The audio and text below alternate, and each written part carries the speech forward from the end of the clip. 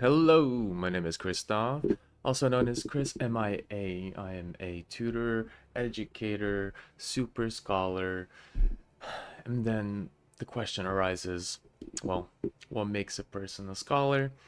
The answer is very simple. The moment we realize that we're all students until the very bitter end, that makes you a scholar. The moment you succumb to the conveniences and comforts of consumption and you stop using that noggin, well, you lose that scholar concept. So today, I wanted to go over, and first and foremost, I haven't been streaming for quite some time, so give me a minute to reaccustom myself back into the system. I like to jump in for a couple of weeks, maybe a month or two, and then I just, well, MIA for a bit. There's a lot of stuff going around, right? I've got a lot, actually, lately, I've got a lot more students coming up. So imagine having to do math and all kinds of subjects, chemistry, biology, literature, for 6 hours a day and not actually getting a degree for it. Well, technically, I already got the degree, so. Um, but imagine having to do that kind of work and then coming on to YouTube to, well, do more work, right? So it can get a little bit extra. That's why sometimes, most of the time, you'll see me kind of streaming some games I like to show off. I want to support a lot of indie small developers, so you'll see a lot of these small games that are kind of popping through the social sphere of gaming, because I am a gamer as well. But today we want to go over some things that I've seen a lot of my students having some trouble with. And honestly, this isn't just current students. I've been teaching for over 15 plus years. So it's factoring, right? There's a way to begin this that kind of goes over the full extent of factoring. And it's not just one thing, right? Factoring is going to be the cumulative understanding of everything that, well, came before it. All the mathematical concepts, all the pieces and PEMDAS specifically. And we're going to be going over a lot of details when it comes to how to most effectively do these types of problems. But also kind of realize that it's a brain training process. I've had a lot of students burn out after maybe a couple of these. We're going to go with the easy ones, of course, first and build up to the more difficult ones. But this is just like I always like to tell my students, you don't go to the gym and let a robot pick up weights for you. That's just not how we game, right? Generally speaking. So there wouldn't be a case, hello, Greek captain. Welcome in, welcome in. You won't be using the calculator expecting to gain muscle strength, if we can comparatively make that comparison. Also remember that muscles that we use to, well, interact with the world around us, they kind of work similarly to the brain muscles that we have in our noggin.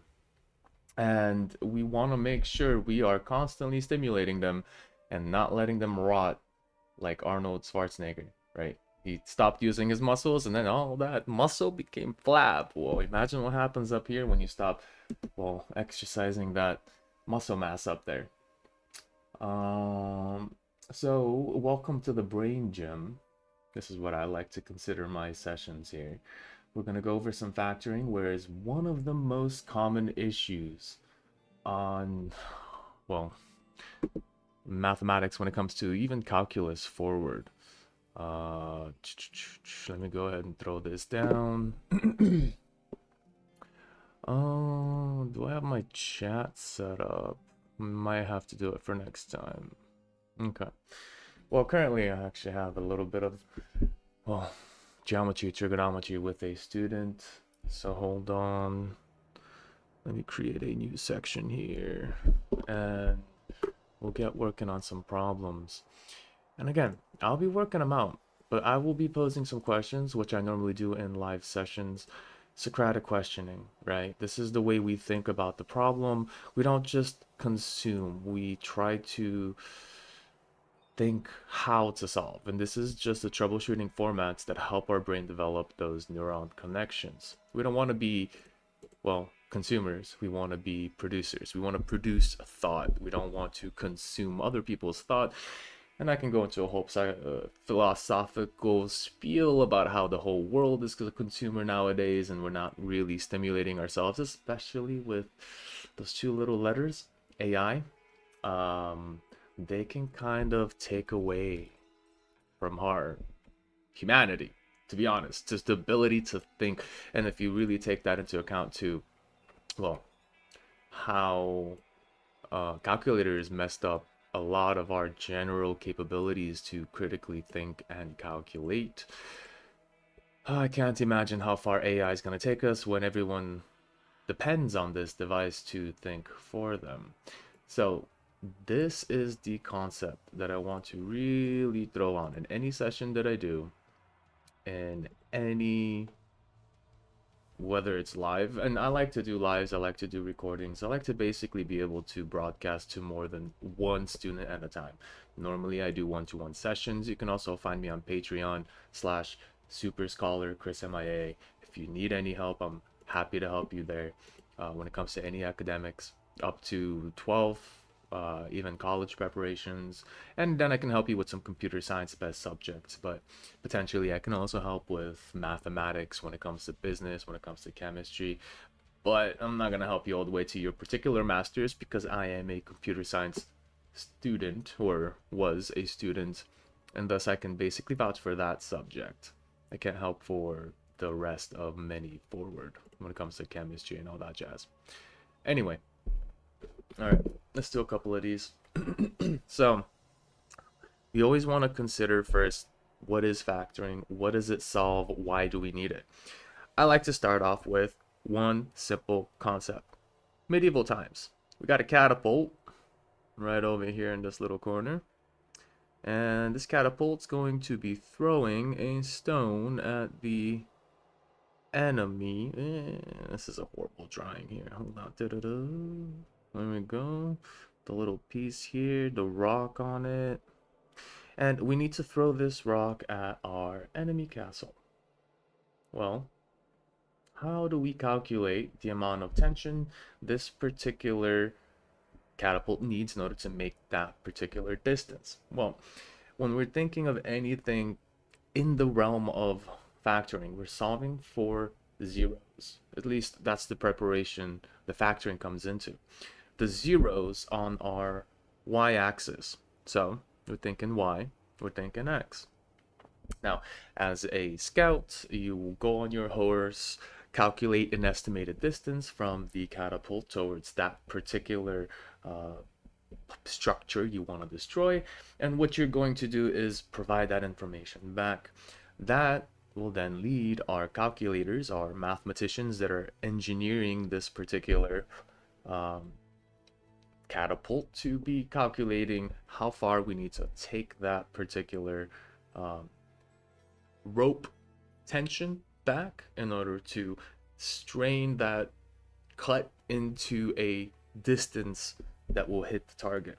So in essence, factoring always leads to this. We've got two parentheses and we've got a zero.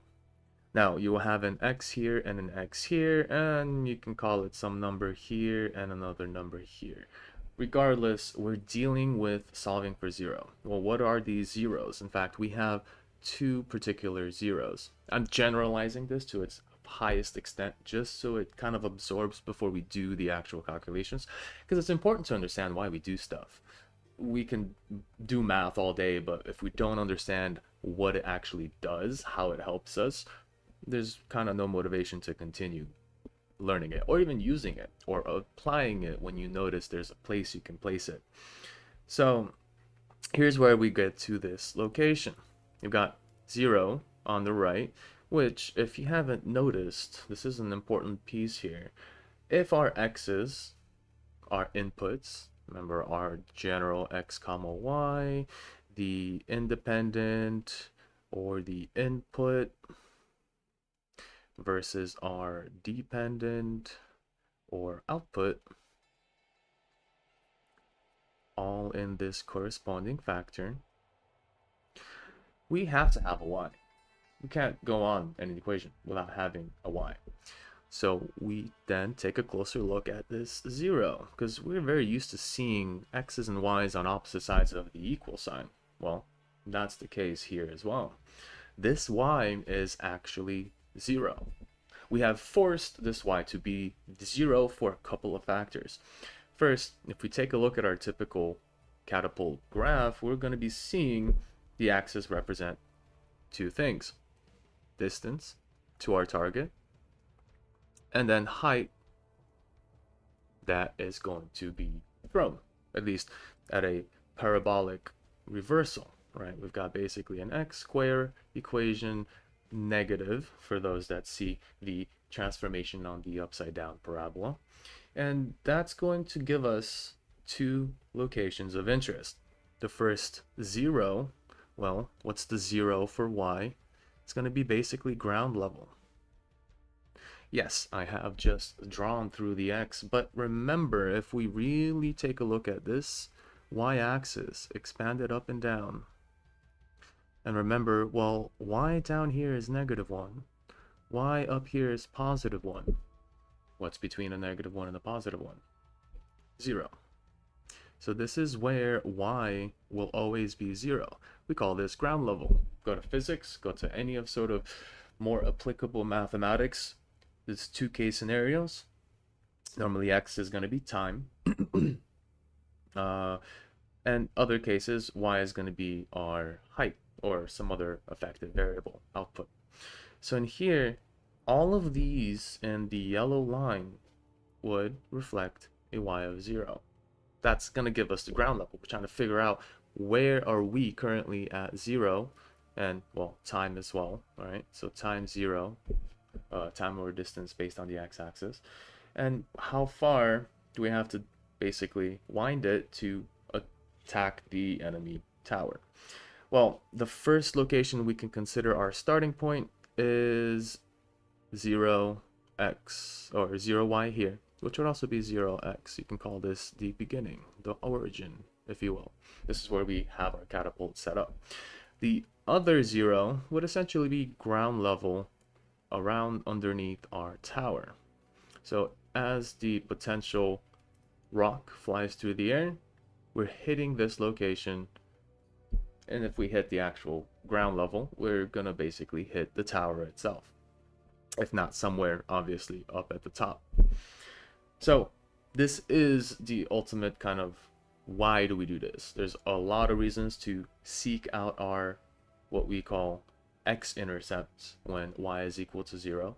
And in the realistic sense of things, we're seeking out basically the two critical locations of our parabola. In an applicative sense, and a catapult destroying the enemy kingdom's tower sense, just the location of the catapult itself, and then the actual tower that we're aiming to attack.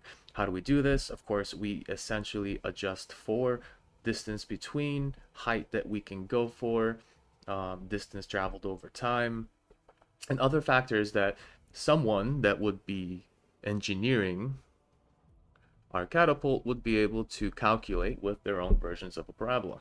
That parabola would give them all the little pieces to plug in. The distance between catapult to tower is this, da da da da, and then be able to essentially, on the first round, cut that wire on the catapult, throw the rock, boom, you got yourself a hit. Otherwise, you would what? You would have to shoot a couple of rocks and be like, oh, that one's too short, let's tighten it up more, and boom, oh, that one's too far to miss on the other side. Then middle tighten. So you'd have a couple of attempts before you can actually make the hit. With mathematics, we optimize that route. All right, well, that's the idea. The general idea of where we want to go, why we want to get here, and that particular meaning of that 0 at this location. Now, we generally don't start so nicely, but we do have equations of interest. For instance, let's start with this one. No applicable sense here, just a practice factoring process here. And we're going to start with a couple of strategies that I see a lot of students go for. Teachers like to cookie cutter things. They like to go through ideas that, well, try to provide, oh, there's a general way to solve everything, but then there's also like, oh, you can do it this way or this way. Here's some tricks for this, or if it's this, then do this. If it's that, then do this.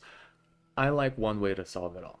If there's one functional way to always get to the answer, even if it takes me a couple of extra of writing cycles, I'm okay with that. Because less to remember always works. More practice in the sense, the faster you get, the more accurate your information is. So here's my general way to always solve factoring, no matter what the format is. First, take your AC. This is a way for us to figure out what numbers we want to use in order for the final step. Two, we're going to think about our B. Well, if these variables aren't quite familiar, we'll get into those as well. And then once we figure out B, we're going to split based on some strategic choices, some numbers that will help us basically get to our answer or get to a nice factor. And then finally, group factor. If I remember these 3 steps, the rest is simple. It's just grinding, it's just practice, and it's really more like lock picking than anything. It's trying to figure out what combinations will open the lock to this equation. So, what is A, C, and B? Well, in the general sense, this is our template for all quadratic equations. We've got an A in the front, and always consider the location. It's in front of the x squared. That's a big piece to remember. Next, we've got our B, which is always centered middle if it's organized. If not, you're free to organize it based on the powers and their decreasing nature. And then C, where it doesn't have an x, but it technically does have an x. The x is just x to the power of 0, while B's x is 1. So really you're just decreasing. So x squared, x to the first, and x0, which anything to the 0 power is just 1. And this is kind of why we ignore it a lot of the times. I like to finalize the full pattern to express why we have a decreasing. And why isn't there an x at the end if we had 2 x's in the beginning? Well, we do. It's a 1. It's an x to the 0 power. But normally it's left out very often from textbooks and from any teacher trying to teach this, potentially whether for convenience, less typing, and unfortunately sometimes for not quite thinking about the full picture. So the first thing we want to do, grab the A, the value for A, and the value for C, and just like normal mathematical interactions, we're looking at empty space between 2 letters, variables, so we're doing multiplication. We want to multiply these 2 numbers. Sometimes it'd be useful to do it right away. Sometimes it'd be useful just to keep them separate. For these simple ones, we'll just go ahead and do it. What's in front of A? Well, invisible. That should pop up something. We always have invisible values in front of variables, even underneath in the denominator, which in another session of my videos, I've shown these sort of math instincts you want to keep in mind. And in this case, the math instinct is that there's a 1 multiplying in the front. Invisible 1. Call it a ghostly 1. This 1 always is there. It can be in front of the 5 as well if we'd like. It can be in front of the 6. It can be behind the 6, but that's digressing. This is an instinct that we consider. We don't have to write all the time. We don't think about breathing. We don't say, I'm breathing in. I'm breathing out. We don't do that. Right, this is an instinct. It's there. We know it happens. We know it exists. Just remember. That's the key for identifying what A is. And then C is simply the very ending value on the end of our equation, the constant. There. C is 6, A is 1. Case in point, we start from this point in time. All the time. No matter how difficult the problem is, no matter how simple it is, if you find a smooth flow, you don't need to know about the tips and tricks. I'm like moving. I'm dyslexic a little bit. Sometimes my words and numbers can get a little winky wonky. But the tips and tricks that some teachers try to say, oh, if you don't have a A, or if the A is a 1, you can just go straight to this and that. Yeah, there are tricks to get through some types of formats, but trying to remember which format can do what trick gets more burdensome than just being able to do it from the get-go with 1 process. That's why I like this. And you're going to see, oh, why would you do group factoring with such a simple problem? Well, because it'll help us do it with more difficult problems. It's stepping stones. It's our way up forward. So with the AC method, we essentially started off on the side. We'll say that's a 6. From there, we try to understand all the combinations in multiplying to get our 6. We have 6 times 1, which basically is what we got for the AC. We've got also 2 times 3. Those are all combinations possible in this case. When we do step B, so AC and then basically outline combos. Always one of the hardest, more difficult cases in the future is when you're trying to figure out all the combos. So there's a lot of tricks for that too, but then there's also the prime factors that can help you a lot. So that's a trick I'll do with the more difficult problems. But for this one, we've got 2 combos. Now we got to figure out which one we're going to use. Well, since our 1 is positive, we can always think again, invisible front parts. 1 is positive, 6 is positive. If we try to combine these two, we're going to be adding. That's the default sense. So we add them to 7. Well, the combination here, if you catch on the next step, is that we need to basically find a way to split B, but based on AC. A combination that'll give us proper set of numbers for factoring later. So we do need to split B, but we also got to check it to make sure we can get that split. So you can consider factors as smaller pieces inside of a bigger number, which we're so used to always putting them together into one value. We don't think about the smaller pieces like 6. 2 times 3 is 6. That's such an automatic thought that we don't think that, well, 6 is equal to 2 times 3.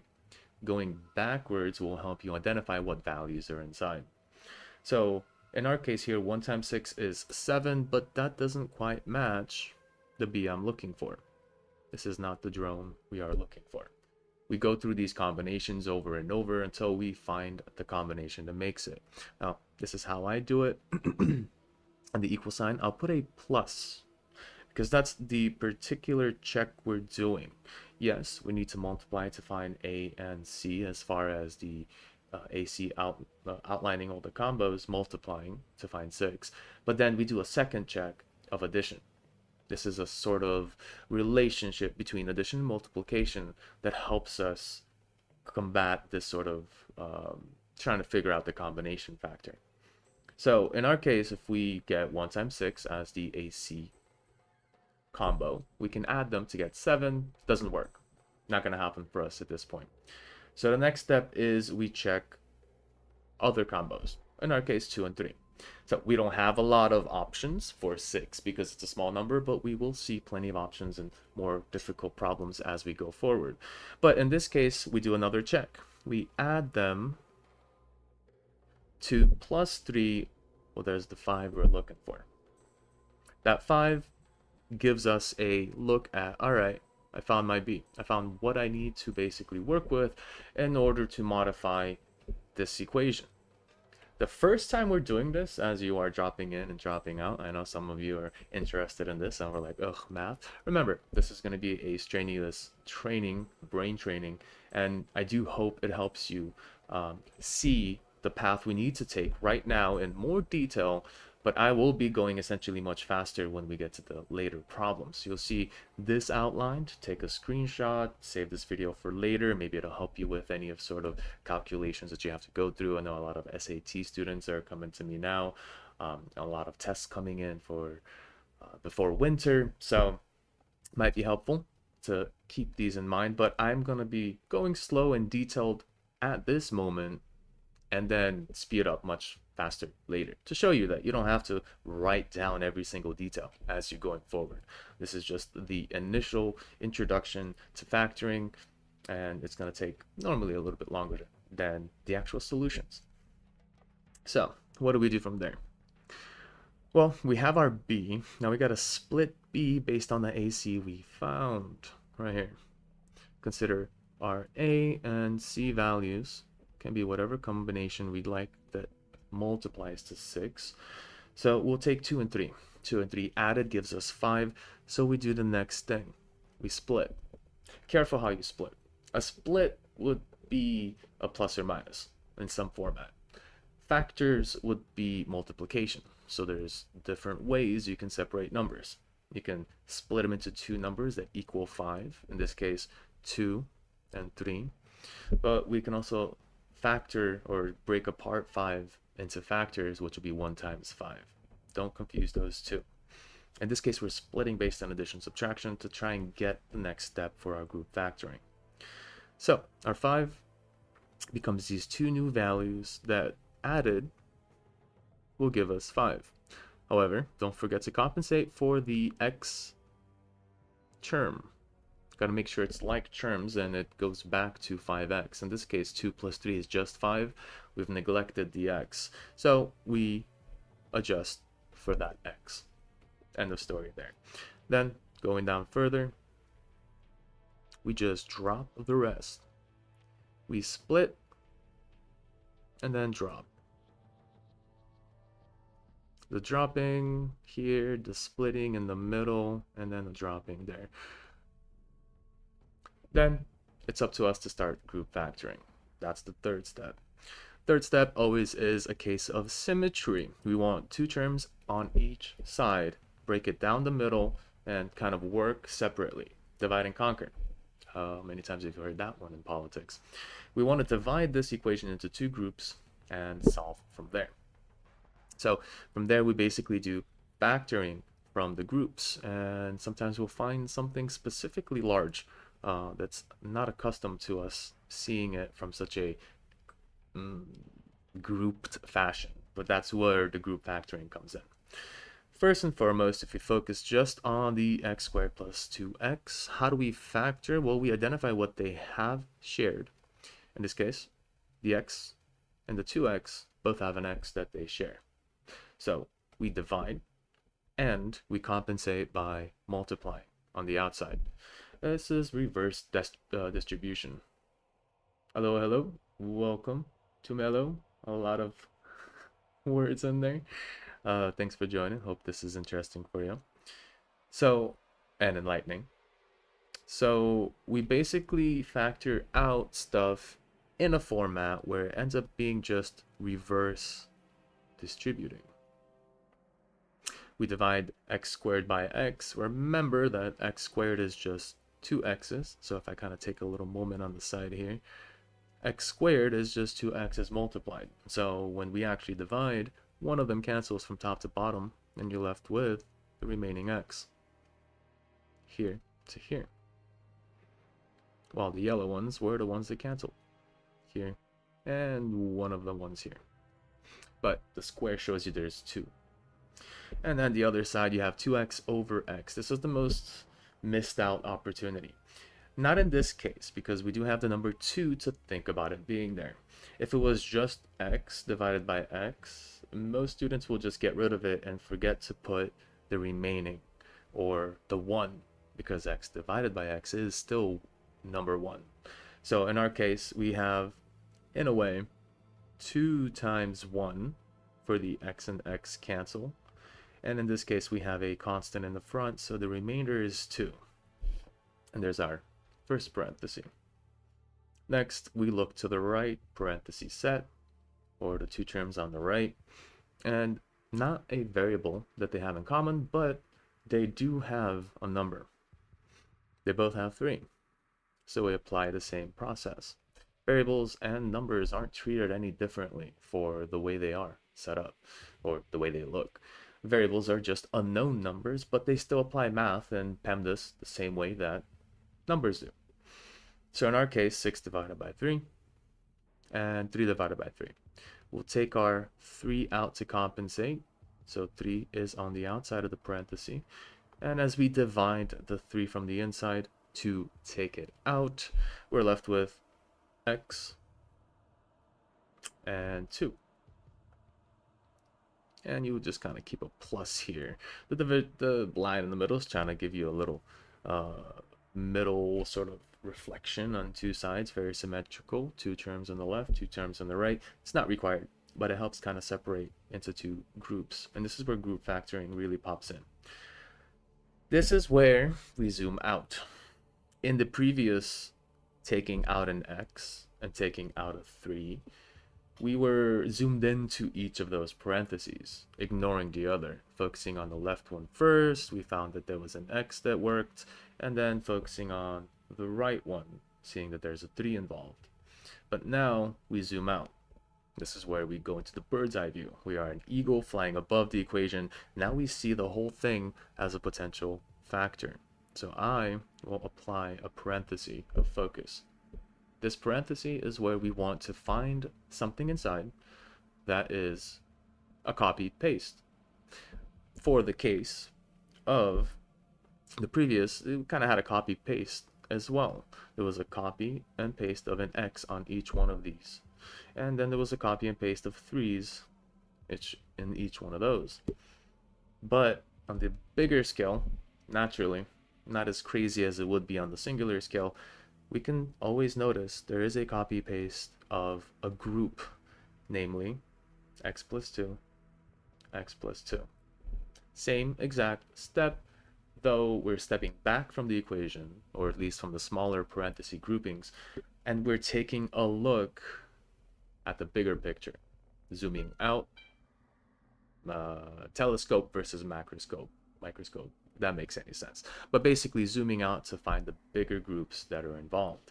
So when we find this copy paste, that's kind of the trigger for us to take it out to the front. We have a copy of 2. And we can take that into account that this is 2 terms, a term on the left, a term on the right. Well, once we see that, we just write it on the outside. But simultaneously, as we have been doing, we divide it, get it out of the way. The way we take stuff out of parentheses, right? We divide to get it out, move it to the front, and that's the end. So what happens here? These cancel, these cancel. We're left with the x plus 2 that came out from the grouping perspective, and then we're kind of left with what we had inside after the cancellations, or the x plus 3. So yes, extra steps to get to this. Tricks of the trade will tell you put them in 2 parentheses and then split 6 into 2, try to find 5, and then just put them in each one of those groups. Fair. Yes, there are faster ways to solve this, but if you master one way, why have to juggle 10? That's kind of the concept here. And this step by step will always factor everything, unless you have to do something like completing the square, which is a different subject for another day.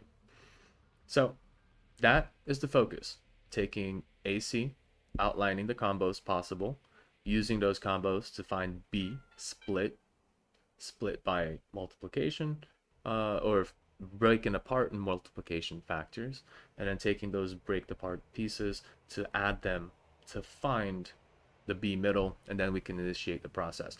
Now the biggest thing I want to say is 1 and 2, notice how they mix all the values. This is kind of the golden piece here. 1 and 2, steps 1 and steps 2 mix all the numbers we need together in what would be a concoction. We use these numbers appropriately, matching each other's kind of complementing factors. 2 times 3 is 6, 2 plus 3 is 5. They kind of create a connection between the ability for us to eventually find this, the cancellation of the top group and the cancellation of the bottom group. If something is not factorable, you may get to those groupings in the bottom and you may not find that x plus 2 looks exactly like the other one. It could be x plus 2 and x plus or minus 2 or something odd. Then there's an issue in factoring. But so long as we choose the right B, so long as we split it correctly, which there's no really incorrect way to split it. I could have put 3x plus 2x in this case organization, still wouldn't have changed anything. But as long as you follow the process, we always end up following the exact same group factoring steps. So let's go to the next one up. Practice. Practice is how we get through. So you got x squared minus 7x plus 12. So we're going to speed it up. I'm not going to be writing all that extra stuff. I'll maybe put in our typical AC, B, the focus we're going for, and then group factoring. So these are the focuses in a step-by-step process, just to be a reminder so you can see that we're doing the exact same steps. AC, 12.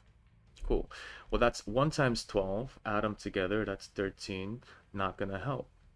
6 times 2. Add them together. That's 8. Not going to help. 4 times 3. Add them together. That's 7. Will help. Now, being able to break apart 12 into those 3 multiples depends on if you're comfortable with your multiplication table. I always recommend doing a lot of skip counting to get really good at your multiplication table. So that's a backwards skill from some time long ago that we've practiced those tables and multiplications that if we don't do them too often, they kind of get a little fuzzy. But being able to complete this AC combo check is being comfortable with your multiplications. So we found this is of interest. Now the only problem here is we got a positive 7. We got a 3 times 4 makes positive 7. However, if you don't skip on the signs in front of numbers, that's a negative 7. So there's something off, but not too off that we can't compensate. We know a couple of rules in multiplication. When 2 signs are the same, they end up being positive. Well, we did start with a positive 12. So the case here is, what can I do in order to get a positive 12 when I multiply, but get a negative 7 when I add? If that rule isn't familiar, then it's the fact that we can multiply 2 negatives to get a positive. So if I multiply negative 4 and negative 3, I can multiply to get still a positive outcome. 2 negatives multiply positive. But then the other rule for negatives comes in. If you add, quote unquote, 2 negatives together, so negative 4 plus negative 3, or simplified negative 4 minus 3, you'll get a negative 7. So in addition of integers, negatives, same signs add, different signs subtract. Another video that I'll probably go through in the past, because cumulatively everything does play a part now. Your familiarity with all the rules will help you basically pick this lock. Not having certain values, certain rule sets that we've gone through in the past, or not really having them or on top of your head, but just being familiar and having them pop up at the right time can be kind of a slowdown. So one of those two that we have to consider here is that 2 negatives multiplied is a positive, but 2 negatives added combine to a number negative 7. Those are for another video to really dive into detail. So like and subscribe if you like this content, if you want to go through more details with me on these, and also leave questions. I always like questions, so feel free to put down questions, comments, and I'll go over the content in the future when I do have time. But lately it's been quite the roster of students on a daily basis. I kind of get burnt out myself for math, so you gotta take some breaks and play some games and just kind of do some mindless stuff sometimes. Now, we figured out the split. We compensated the x, that is the negative 7x, so just a negative 4x, negative 3x. Combine those together backwards, like if we just took them, put them together, we'd get a negative 7. A good check to make sure that it works backwards as well. Now we'll just drop, and continue on with our split. Group our 2 groupings of 2 terms each. Take out something the left has in common. Well, numbers, that's a 1x, so 1 and 4 don't have anything in common, but they do both have x's. I'll take out. This rewrites. Right side, same idea. X is the negative 3 only has a x, but They do both have 3's, 3 times 4. Here's that 3 times 4. There's a reason we're using this AC method.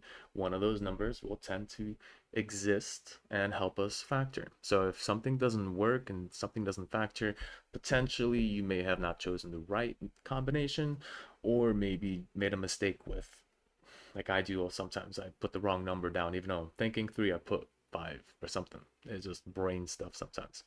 So you can always check to see, all right, 12 has a 3 inside because we technically multiplied 3 and 4. That was the whole setup for us to factor this. And then 3 also has a 3. Now I'm noticing the sign.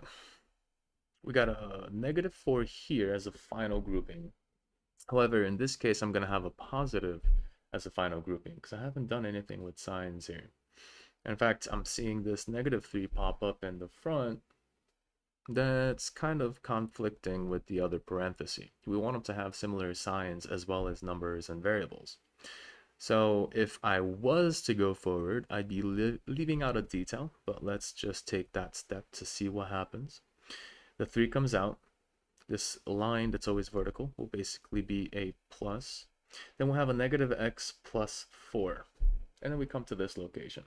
I always like to see and show why we do certain things, so you notice it when you maybe forget to do something. You're like, wait a minute, how come I got a +4 here but a -4 here? And how come I got a -x here but a +x here? As soon as you see that sort of mishmash or mix mash, whatever, that mixture of signs, you can easily say, well, I just forgot or didn't divide by -3. Negatives flip signs. In this case, that'll do that part for us. The negative divided by negative, again, similar to the multiplicational rule of two negatives, they become positive. Positive divided by negative, well, that flips the sign to a negative. But since we're taking out a -3, remember to compensate the front. The front is now a -3. That's the piece that came out to the front. Finally, we do our bird's eye view. We step back, don't focus on the inside parentheses, but the whole piece together. So I put my kind of bird's eye view parentheses here. And from there, I will take what's common between both of them. Now, because I have a plus over here, it might seem a little off, but once I remove that technical invisible plus, we have a match. The x minus 4 and the x minus 4. Take those out to the front, divided from the inside. We cancel those out and we have a remainder in parentheses. One can say it's the blue parentheses. Readjusted. Know that brackets and parentheses are the same thing.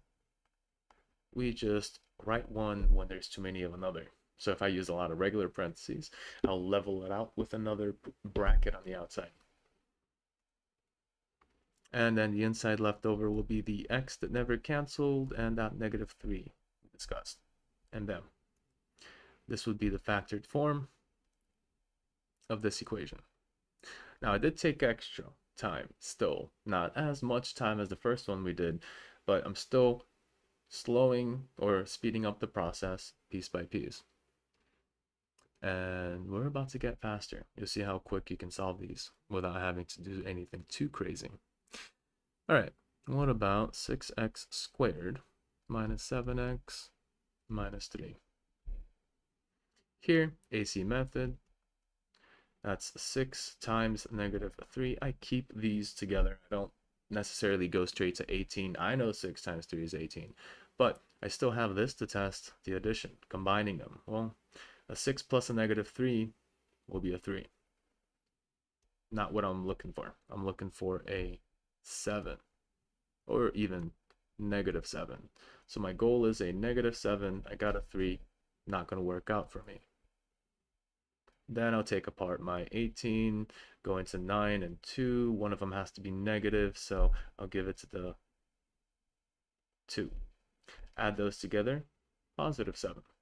Well, I need a -7. I'm very close. So all I got to do here is swap the sign to the -9. And I got my combo. A -9 plus 2, -7. Always capable of moving signs without having too much change, just a sign swap. Then split this, -9, x plus 2, drop our regular unchanged parts, break it down the middle, parenthesize groups, oh, forgot an x here, and then take out pieces that they both share. For 6 and 9, well, this is one of those what's inside in the factored form. 2 times 3 makes 6, 3 times 3 makes 9. I said 3 twice in both, so 3 can come out from both of these.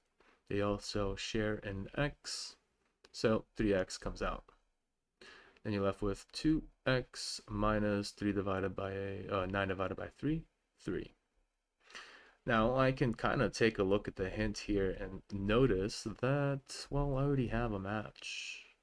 Nothing further to really do there. This is where things can get a little messy for some students. Here we see they're already matching. I don't have to really even look at this to take anything out. I don't have anything that they do share, 1 times 2, and then 1 times 3. We're going to take a 1 out? Potentially. That could help if you see it that way. That would make you realize there's an actual 1 in the front there, which can prevent error for some students. For students that don't realize there's a 1 there, they'll go ahead and divide or take out without doing the division exactly. They'll just rewrite it, but not show this, which means we're going to take out a 2x minus 3. And as typical form, we cancel these, but the cancellation is division, so we get a 1. So we basically have a 1 times 3x, keeping that in mind. It's always been there, it's always been the case, but that's just 3x. This is where some students will basically stop here and say, oh, it's just 3x. Wrong. Not just 3x. Remembering the invisible 1 in front, or realizing that this is dividing by itself, giving you a 1 will prevent you from making that mistake. This is a plus 1, not just 3x. So that would be left over very often. It's a small mistake. Some students rush through the test and they forget about that 1. So keeping that in mind, if you show the steps, you remind yourself of what's actually happening, which can remind you of why things are happening the way they are. Like the 1 that is now here in place of the bigger group here. Okay, there we go. All right, let's increase difficulties. We've got 4x squared minus 4x and minus 3. Step 1, AC, 4 and 3. Well, adding them up, it's a test for our middle beat. Well, that becomes a 1, not useful. Boom, disqualified. Then we could take our 6 and 2. If you realize that 4 times 3 is 12, I'm just splitting it into a different combo. 6 times -2. Well, that's nice because that gives me a 4, but it gives me a positive. I need a -4. So what do I do here? As I did last time, I give the negative to the 6. I also forgot to mention that it is a -12. So -6 times 2, 12. But -6 plus 2, -4. And there we match. So just like picking a lock, we found our combination. We throw this down, throw this down. Turns out -6x plus 2x will give us -4. Drop the -3, drop the 4x squared, drop the division, or not division, but the divider, a little thing in the middle so we can see the symmetry here. And then we start taking out values they both share. Looks like on the right we're kind of already simplified. There's nothing in 2 and 3, so I can already say that's basically done. But here we have 2x, 2 and 4, and x from x squared, and then another 2x. 6 has a 2 inside, so bam, take that out. Boom, boom. You have 2x left minus 3. And coincidentally, we also got a 2x plus or minus 3 here as well. Bam. Then we do our typical. What's the eagle perspective, eagle eyes, straight up in the sky? What do you see? I see a grouping that looks exactly like this grouping. So to take both out, the 2x leaves the grouping. You divide to remove it from that. And you're left with the 2x. And this is where that issue happens. We have a 1. This is the same thing over the same thing.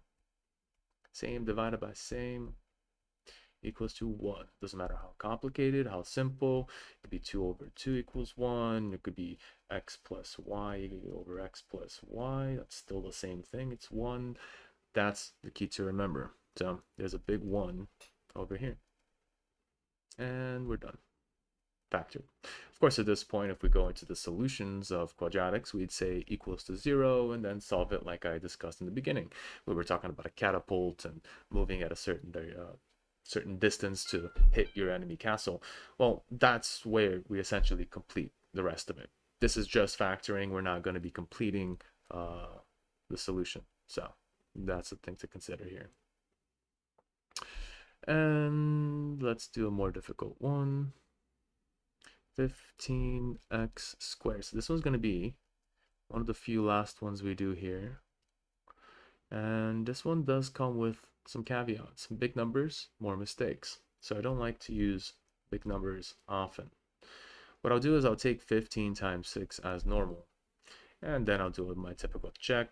If I add these together, I'm going to have 21. Not quite 19. In fact, not quite negative 19. For that matter. So considerations, I'm going to take apart 15 into 3 and 5 and 3 and 2. Here's where bigger number based factoring, the more difficult ones, all you need to do is go down to the prime factors and start mixing and matching. So what's another combo I can make? Well, 3 and 5 make the 15, 3 and 2 make the 6. So let's put the 2 3s arbitrarily together and the 5 and 2, just mixing them up a little bit. That'll be 9 times 10. Well, we don't even know what 15 times 6 was, but now I see it, it's 90. I don't have to go straight to the AC large number. I can just break it down and go back to the prime factors. Personally, I call these the DNA. The DNA of the number 90 in this case. Because in the end, no matter how you mix those numbers and you multiply whatever order you feel like multiplying, you're still going to get 90. We just combine different pieces together, like 3 times 3 and 5 times 2, rather than what we did before, 3 times 5 and 3 times 2, because we already checked 15 and 6. I decided to just move the 2 3s together because they're similar, and then the remaining to the side. And now I got another combo without having to do any crazy math, taking apart extra numbers, trying to think about what number is going to 90. It basically works a lot better being able to add another layer of lock picking when it deals with the numbers. And I can find every other combo in that manner as well.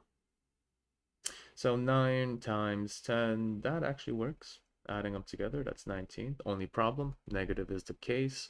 Well, we want a positive 90 because in the end 15 times 6 is gonna be 90 positive, but we want double negative. Multiplying two negatives gives you a positive, adding them together gives you a negative. So there's our key. We found the b, split it up, negative 9x over here, negative 10x over here, plus the 6 here. It doesn't matter which way you split it at this point, as long as you can see the inside parts. Doesn't matter if you put the 10 first or the 9 first. Just remember to put the plus in the middle, because it is adding here, it's not multiplying. Some may start or stop here and think that's the answer, but there's always a plus between. I just like to pair up my signs with my numbers. I don't like to leave them hovering in the middle. Then we basically look at 15 and 9, that's 3 for both, and an x as well.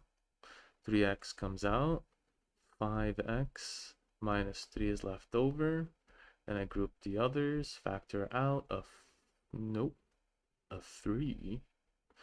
And because I'm seeing this lead negative, but I want to lead positive 5. Wait, hold on. What am I doing 3 for? I was thinking of the remainder 2. Sometimes my brain works faster than my hand. So negative 10 divided by 2 will still give us a negative 5, but we want a leading positive, so we'll go ahead and flip the signs here. Take out a negative 2, left over positive 5x minus 3.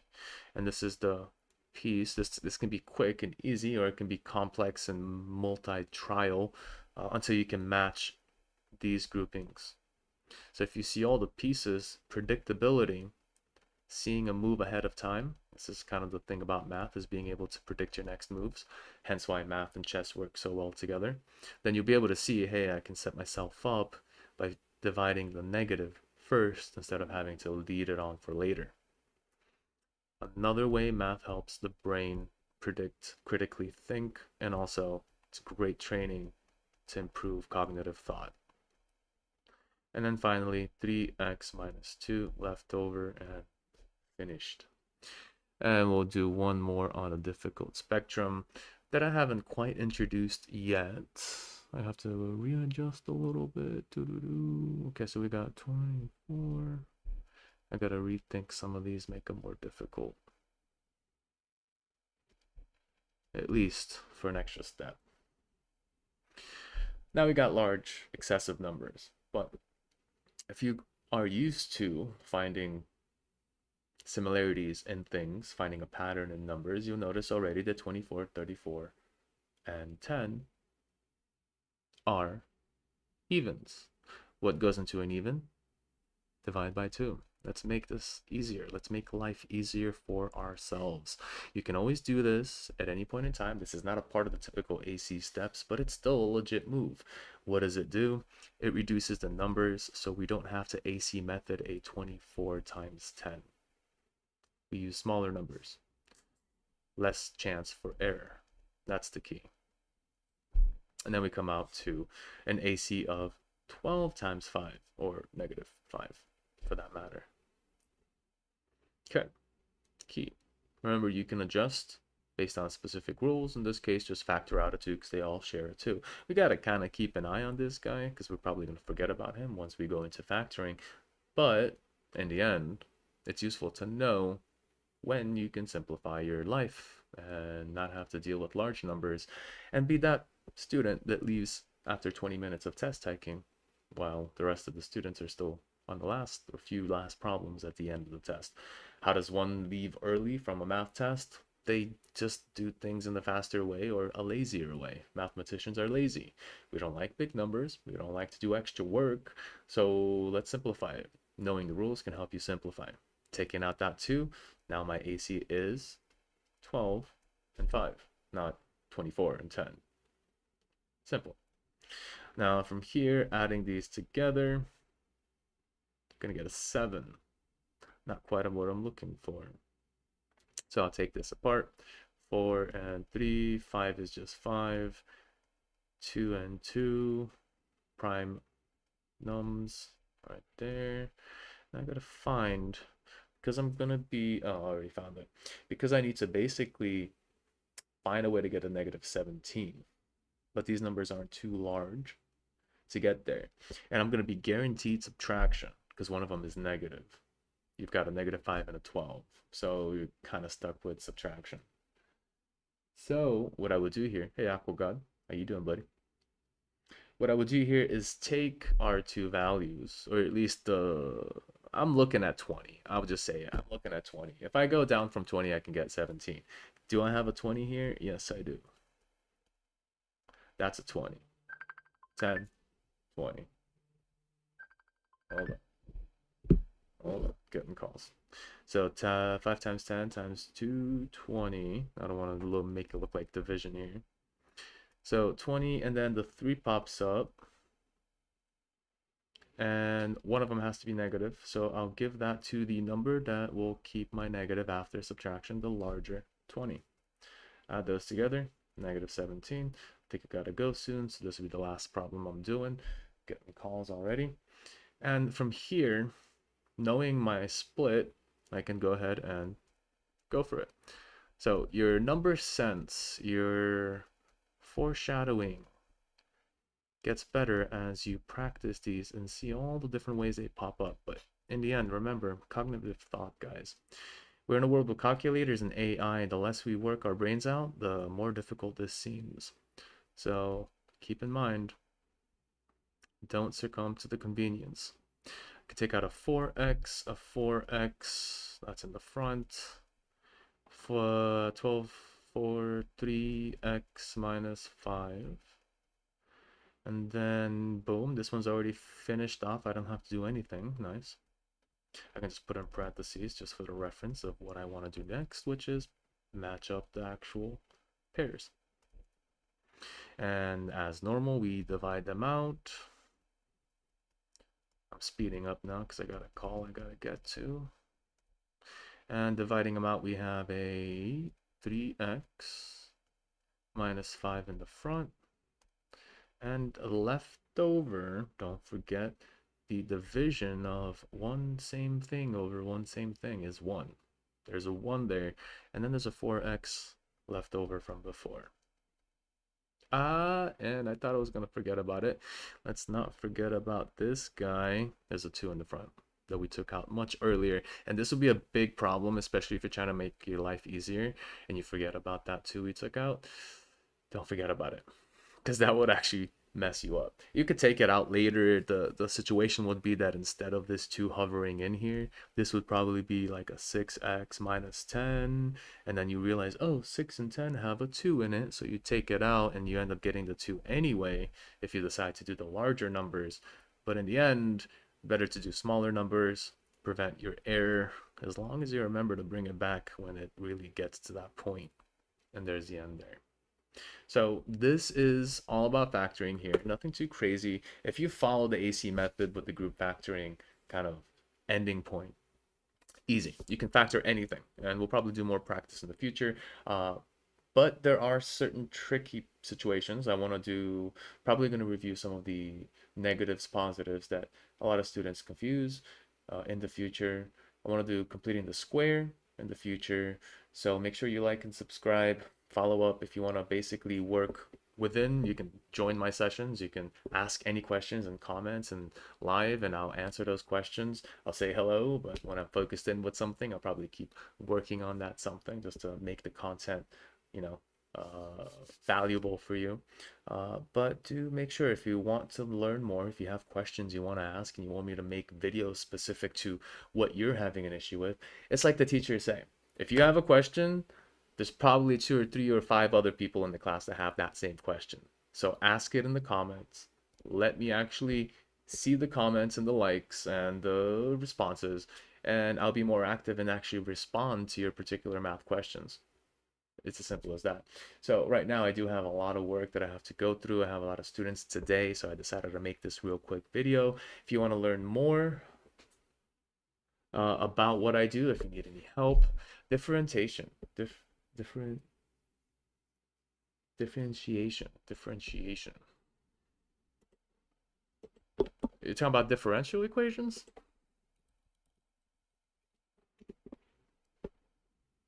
Hold on. I'm taking a different thing about that. Oh. Oh yeah, basically you want to go into derivatives. Okay. That could be the next video. I like that. I like that.